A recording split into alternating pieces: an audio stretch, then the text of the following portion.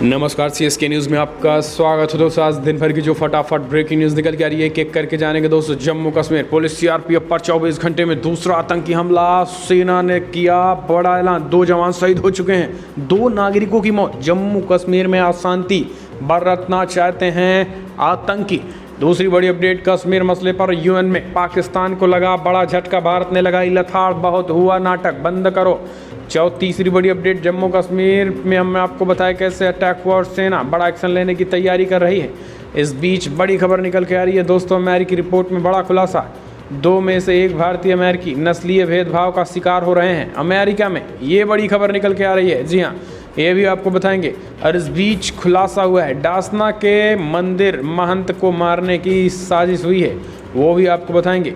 महाराष्ट्र में क्या वाकई में आने वाले हैं एक साथ शिवसेना और बीजेपी, वो भी आपको बताएंगे। यूपी में सीएम योगी आदित्य को फुल पावर देंगे प्रधानमंत्री मोदी और अमित शाह, अपने दम पर चुनाव लड़ने की तैयारी। 2024 के बाद पीएम मोदी छोड़ सकते हैं सत्ता।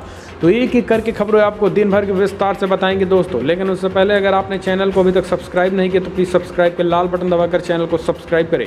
और अगर आप भी मानते हैं कि प्रधानमंत्री मोदी के नेतृत्व में देश चीन और पाकिस्तान मुंहतोड़ और करारा जवाब देगा या फिर नहीं, कमेंट के माध्यम से अपनी राय देना ना भूलें दोस्तों। दरअसल पहली बड़ी अपडेट निकल के आ रही है, जम्मू कश्मीर पुलिस सीआरपीएफ पर 24 घंटे में दूसरा आतंकी हमला, 2 जवान सहित 2 नागरिकों की भी हुई मौत। बड़ी खबर, दरअसल कश्मीर के सोपोरा में आतंकियों ने पुलिस और सीआरपीएफ के जवानों को निशाना बनाकर हमला किया है। इस हमले में पुलिस के 2 जवान शहीद हो गए हैं, 2 घायल भी हुए हैं, जिनको उपचार के लिए हॉस्पिटल में भर्ती कराया गया है। साथ ही हमले में 2 नागरिक भी मारे गए हैं। आपको बता दें कि सोपोर के आरमपोरा में तैनात पुलिस और सीआरपीएफ की नाका पार्टी को निशाना बनाकर आतंकियों ने फायरिंग की है और इस हमले में 2 जवान शहीद हो गए हैं। आतंकियों ने 2 स्थानीय नागरिकों को भी जान ली है। इसके साथ ही पुलिस के एक वाहन को क्षति पहुंची है। हमला करने के बाद आतंकी फरार हो गए हैं। हमलावरों को पकड़ने के लिए इलाके की घेराबंदी कर बड़े पैमाने पर तलाशी अभियान चलाया जा रहा है। हमले की पुष्टि करते हुए कश्मीर जोन के आईजी विजय कुमार ने बताया है कि पुलिस के 2 जवान शहीद हुए हैं, 2 नागरिकों की भी जान गई है, साथ ही 2 अन्य पुलिसकर्मी भी घायल हो गए हैं, उनको हॉस्पिटल में भर्ती कराया गया है। इस हमले के पीछे आतंकी संगठन लश्कर ए तैयबा का हाथ है। इससे पहले शुक्रवार को शोपिया में लीटर अलगर इलाके में तैनात पुलिस और सीआरपीएफ की नाका पार्टी को आतंकियों ने दूर से निशाना बनाकर कई राउंड फायरिंग की थी। इसके बाद आतंकी फरार हो गए थे। हालांकि इस हमले में किसी भी प्रकार का नुकसान नहीं हुआ था। ये बड़ी खबर है। हम चलते हैं, अगली अपडेट लेते हैं। तो दोस्तों, कश्मीर मसले पर यूएन में भारत ने पाकिस्तान को फिर से लगाई लथाड़, कहा बहुत हुआ नाटक, अब दुनिया बहकावे में नहीं आने वाली है। पड़ोसी देश पाकिस्तान के साथ संबंधों को लेकर संयुक्त राष्ट्र में भारत ने अपनी मंशा साफ जाहिर कर दी है। संयुक्त राष्ट्र में शुक्रवार को एक बार फिर से पाकिस्तान द्वारा कश्मीर मसले उठाए जाने पर भारत ने आपत्ति दर्ज कराई है।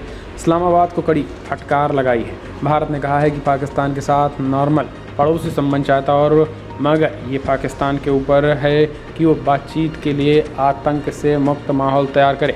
संयुक्त राष्ट्र में भारत के स्थायी मिशन के सलाहकार आर मधुसूदन ने कहा है कि भारत पाकिस्तान के साथ सामान्य पड़ोसी संबंध चाहता है। हमारा लगातार ये पक्ष रहा है कि भारत और पाकिस्तान के बीच किसी भी मुद्दे को आतंकवाद से मुक्त माहौल में द्विपक्षीय और शांतिपूर्ण तरीके से हल किया जाना चाहिए। संयुक्त राष्ट्र सुरक्षा परिषद की महासभा में वार्षिक रिपोर्ट एक बहस के दौरान भारत ने शुक्रवार को कहा है कि वो पाकिस्तान के साथ सामान्य पड़ोसी संबंध चाहता है और ये इस्लामाबाद पर निर्भर है कि वह विश्वसनीय सत्यापन योग्य कार्रवाई करके एक अनुकूल माहौल बनाने के लिए अपने नियंत्रण में किसी भी क्षेत्र को सीमा पार आतंकवाद के लिए इस्तेमाल करने की अनुमति न दे। जम्मू कश्मीर आपको बता दें लगातार पाकिस्तान मसले को उठा रहा है, यूएन ने करारी लथाड़ लगा दी है।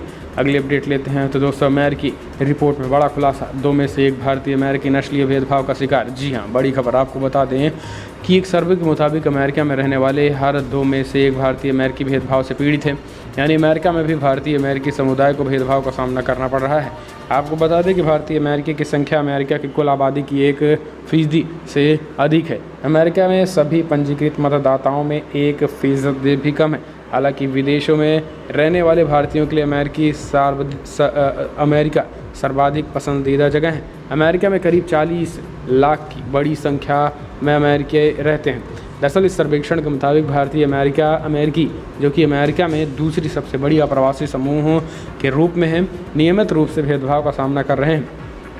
इस सर्वेक्षण के मुताबिक हर 2 में से 1 भारतीय अमेरिकी भेदभाव से पीड़ित है।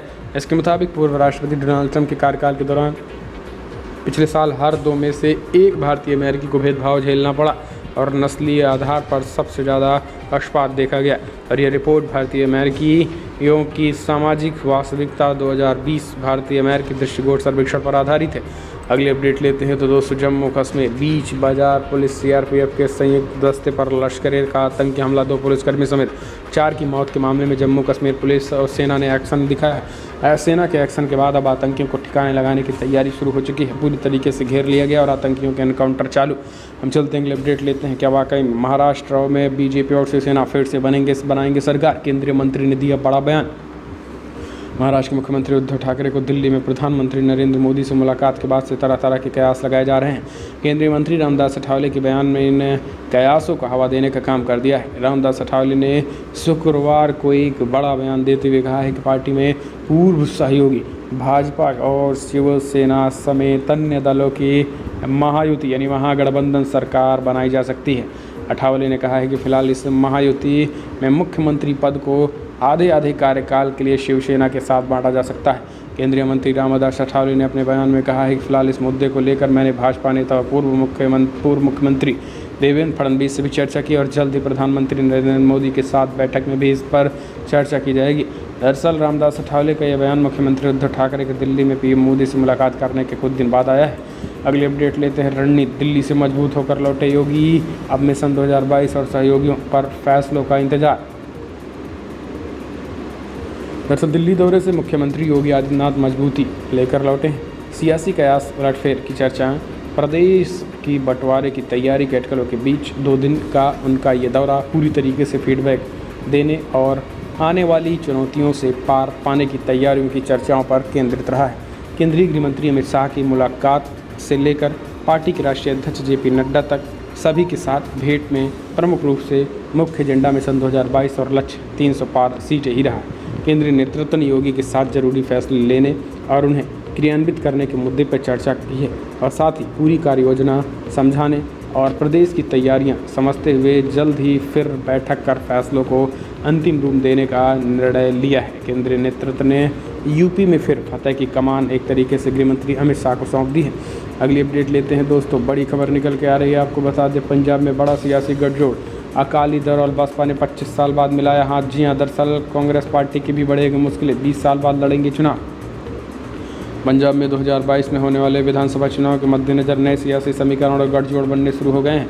अब यूपी की पूर्व सीएम मायावती और पंजाब के पूर्व मुख्यमंत्री प्रकाश सिंह बादल, पूर्व उप मुख्यमंत्री सुखबीर सिंह बादल की पार्टियां करीब आ गई हैं। दरअसल अकाली दल और बसपा में आज गठबंधन हो गया है और अकाली दल प्रधान सुखबीर सिंह बादल और बसपा नेता सतीश मिश्र ने कहा है कि ऐलान कर दिया है कि दोनों दल मिलकर पंजाब विधानसभा चुनाव लड़ेंगे।